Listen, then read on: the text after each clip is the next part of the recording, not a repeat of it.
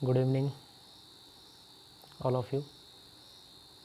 तो polity, Indian polity जो हमारी सीरीज़ चल रही है UK triple S C, UK P S C, जो हमारा यूके पी एस सी में जो AROB आने वाला है, तो इससे रिलेटेड हमारा जो भी इंडियन पॉलिटी का पार्ट फर्स्ट आप लोगों ने देखा होगा।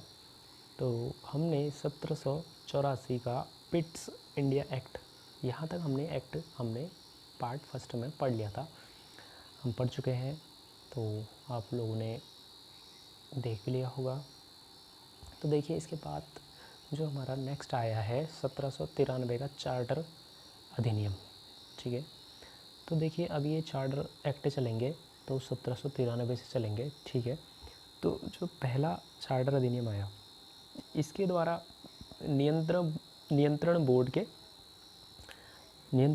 के सदस्यों व कर्मचारियों के वेतन आदि को भारतीय राजस्व से देने की व्यवस्था की गई है, ठीक है। इससे पहले ऐसा जो था, ये व्यवस्था, ये इस तरीके का जो प्रावधान था ये नहीं था। लेकिन जब ये 1793 का जो चार्टर अधिनियम जो पारित किया गया था, तो इसके द्वारा ही नियंत्रण बोर्ड, जो हमारे कंट्रोल जो बोर्ड थे, उसके सदस्यों व कर्मचारियों के वेतन आदि भत्ते वगैरह सभी कुछ भारतीय राजस्व से देने की व्यवस्था की गई इसके द्वारा, ठीक है।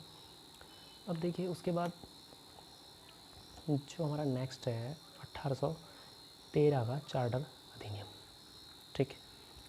तो 1813 का जो चार्टर अधिनियम है उसमें क्या प्रावधान है देख लेते हैं। इसमें कंपनी के अधिकार पत्र को 20 वर्षों के लिए बढ़ा दिया गया, ठीक है। जो अधिकार पत्र था, जो व्यापार से रिलेटेड जो ब्रिटिश से जो अधिकार पत्र पारित किया गया था उन्हें, तो एक अथॉरिटी हो जाती है, तो वही कंपनी के अधिकार पत्र को अगले 20 वर्षों के लिए क्या कर दिया गया, बढ़ा दिया गया था इस 1813 के चार्टर अधिनियम से। अब उसके बाद देखते हैं, कंपनी का भारत से व्यापार का एकाधिकार समाप्त कर दिया गया था, ठीक है। तो इससे पहले क्या था, केवल इस कंपनी का भारत से व्यापार क्या था, एकाधिकार था व्यापार पर, ठीक है। लेकिन अब इस 1813 के एक्ट के माध्यम से जो एकाधिकार था भारत से व्यापार करने का, वो समाप्त कर दिया था, ठीक है। देखिए, बहुत इंपॉर्टेंट चीज़ है, क्वेश्चन भी ये आ जाता है, सीधा पूछ लेता है, ठीक है। चाहे PSC हो, चाहे आपका SSS हो, ठीक है, कोई भी एग्ज़ाम हो, अन्य स्टेट के UP PCS हो। तो आगे देखिए, किंतु चीन के साथ व्यापार व चाय का व्यापार, क्या, किंतु चीन के साथ व्यापार, मतलब कि चीन के साथ व्यापार और चाय का व्यापार 20 वर्षों तक क्या कर दिया, इसमें भी एकाधिकार इनका बढ़ा दिया, ठीक है। लेकिन सिर्फ भारत से व्यापार का एकाधिकार वो तो समाप्त किया है, लेकिन वहीं चीन के साथ व्यापार एवं चाय का व्यापार पर एकाधिकार इनका क्या कर दिया, 20 वर्षों के लिए बढ़ा दिया गया, ठीक है। बहुत इंपॉर्टेंट है। आगे देखिए, 1813 चार्टर एक्ट के अधिनियम के अकॉर्डिंग ईसाई पादरियों को भारत आने हेतु आज्ञा भी मिली। तो जो ईसाई जो धर्म प्रचारक होते हैं उनको कहते हैं ईसाई। ये ईसाई पादरियों को भारत आने हेतु इस एक्ट के बाद क्या हुआ, आज्ञा मिली। इससे पहले ये आज्ञा इनको नहीं थी।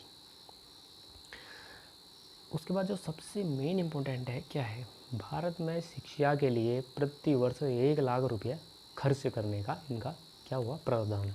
तो सर्वप्रथम यहीं पर इसी एक्ट के द्वारा भारत में शिक्षा के लिए क्या किया गया, 1 लाख रुपये का खर्च किया गया, और उसको प्रति वर्ष इतना तो क्या है कि ये जो शिक्षा पर 1 लाख रुपये खर्च किया जाएगा, ये भी प्रावधान जारी कर दिया गया, ठीक है।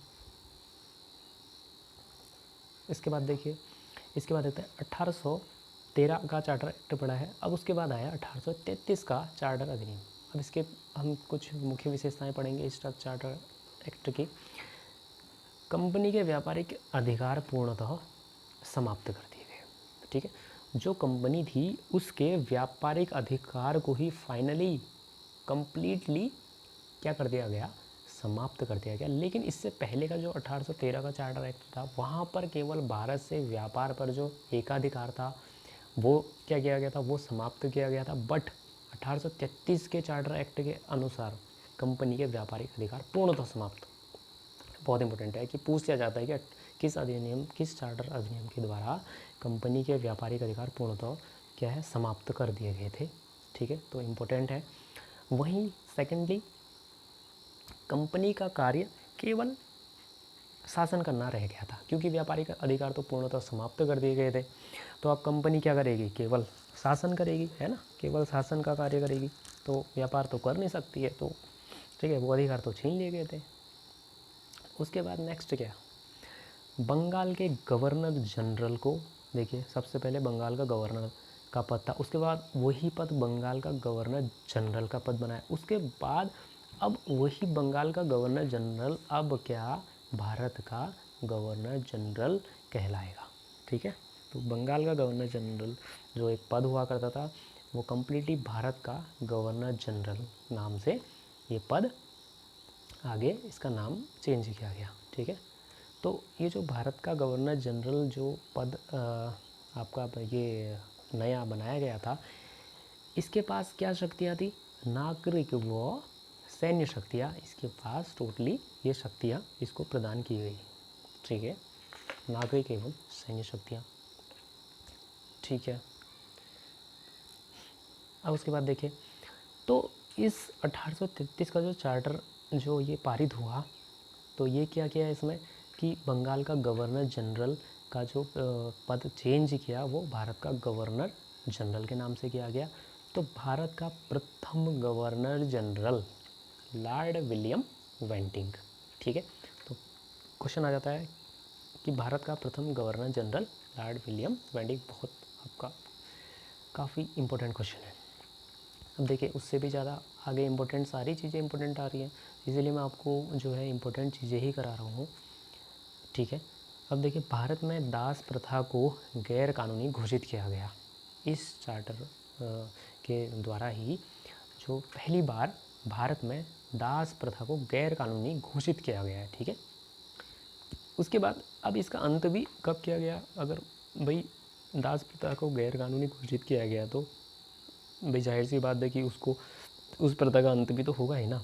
तो वो प्रथा का अंत भी यहीं पर हो गया था 1843। डेट बहुत इंपॉर्टेंट डेट है, 1843 1843 में दास प्रथा का अंत किया गया। ठीक है, काफ़ी इंपॉर्टेंट है। नेक्स्ट है 1834 में। 1834 में क्या हुआ था, प्रथम विधि आयोग क्या गठन हुआ। ठीक है, 1834 में ही प्रथम विधि आयोग का गठन हुआ, और किसकी अध्यक्षता में हुआ है, लॉर्ड मैकाले की अध्यक्षता में।